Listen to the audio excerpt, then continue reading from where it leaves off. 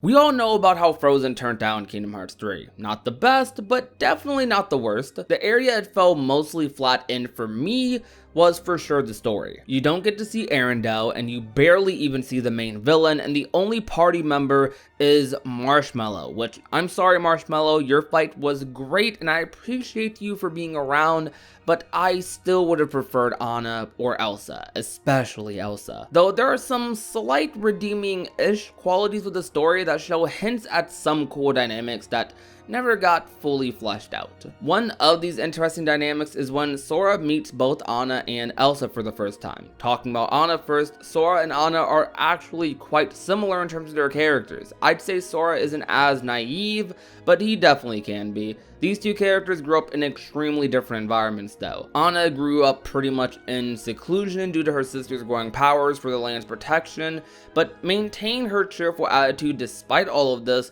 which would lead to her lashing out at Elsa during early moments of the movie. Anna feels like it's her fault for pushing Elsa away. On Elsa's end, she understands where Anna is coming from, but is just too scared of her powers and hurting others to acknowledge those feelings in any sort of meaningful way. The reason this would make for an interesting dynamic between Anna and Sora is because they both kind of share some similar thought processes, and at the most basic of levels, their stories kind of start in a similar-ish way. Sora and Anna both share a cheerful personality. Anna wanting to leave the castle is essentially the same thing as Sora and his friends wanting to leave the Destiny Islands. Sora wanting to visit the outside world. Anna wanting to get a chance to kind of live her life after being secluded in the castle for the majority of her youth. So on Coronation Day, she's finally getting a chance to, well, do things. Also, something they actually do showcase a bit in this cutscene,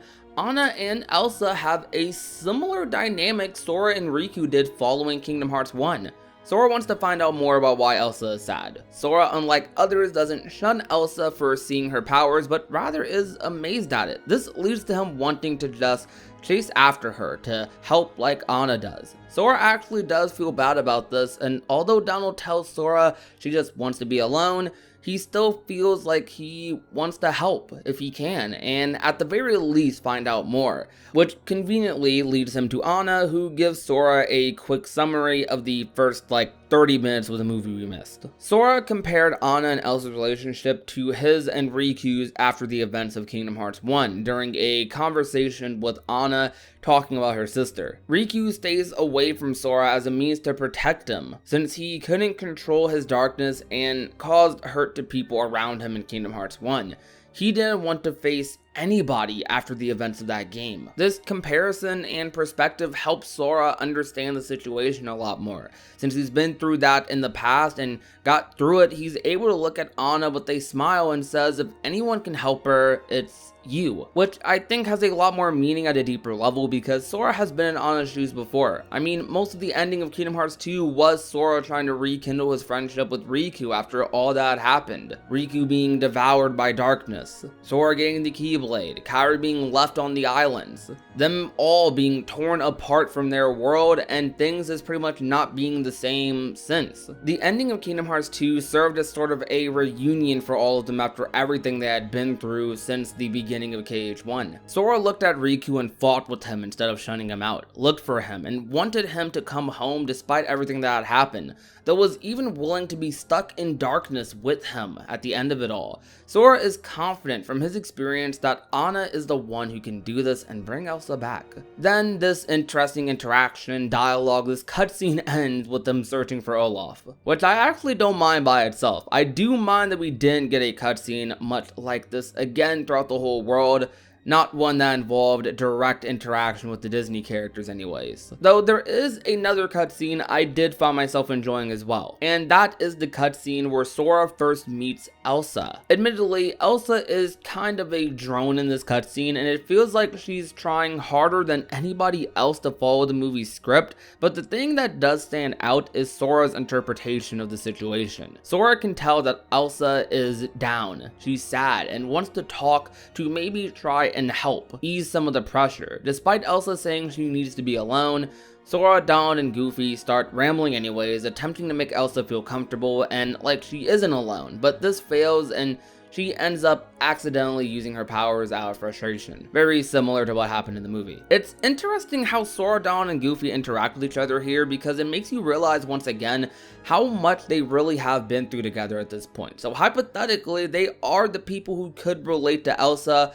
on a surface level, but they don't fully know how she's feeling deep down, which kind of leads them to overstepping their boundaries a tiny bit in an attempt to relate and understand, though it just leads to Elsa getting frustrated. At this point in the story, Elsa hasn't had a chance to really be herself or feel like herself. Her whole life she really hasn't had that chance fully, which is what songs like Let It Go are meant to represent or capture for her character. So it's hard for Elsa to find relatability in what Sora, Dawn, and Goofy are saying because she partially doesn't even know what's going on. So for her, there is nothing to really relate to because she barely even knows what's happening, whether it's with her powers or what's going on inside her mind. She hasn't had a chance to, well, let it go yet. With this moment of anger and frustration, darkness isn't far behind, so the Heartless appear, and after an encounter with the Heartless, the cutscene does continue. Elsa destroys the extra Heartless after thanking them for the help, and Sora notices her powers, which he's amazed at, but she herself is ashamed of. Sora says she should go home because of the Heartless running around, but she believes it's safer if she's up here. Arendelle's safer if she's up here. Sora says, not safe for you, and then creates a wall to block them out. Very similar to the wall she's put around her emotions and others her whole life. After this, a really funny cutscene with Larxene happens, but I'm not too worried about that today. Sora basically just clowns Larxene for not knowing her, and it's pretty hilarious. Do you... Well, she seems to think she knows us, so maybe we should play along. Not unless her name's Terra. Excuse me, I'm right here. Oh. Overall, I'd say these scenes serve as an example of what the Frozen story could have been. I still like this world for more external reasons like combat and boss fights, though this world was one of the things I was looking forward to the most in Kingdom Hearts 3, and a big reason for that was because I wanted to see Sora interact with these characters more, especially more with Elsa.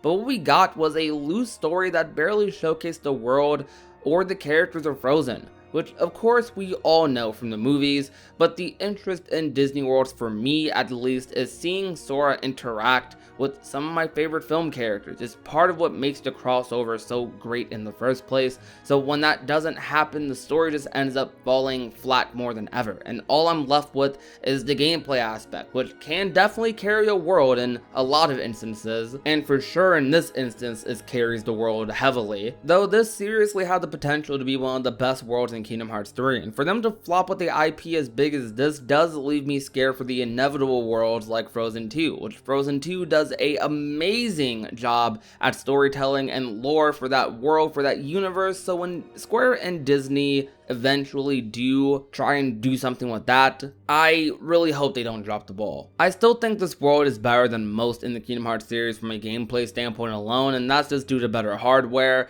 I wanted to talk about these themes because I do partially think Frozen gets too much flack, like when people call it the worst world in the series, which I still believe it's far from despite my criticisms, though I do agree with the sentiment that it should be better, and if speaking that narrative results in better implementation of Frozen 2, then it will be worth it. Though, thank you guys for hearing me talk about Frozen cutscenes for this amount of time. I seriously do appreciate it and want to hear your thoughts about the cutscenes I covered in this video, or just the video in general. If you did enjoy, you already know what to do. Leave a like, share the video with a friend or a family member, and last but not least, if you have not already, and want to become a part of the Union, all you have to do is hit that red subscribe button down below. My name is Prodigy, and I will talk to you guys soon. Peace out, you guys. Bye.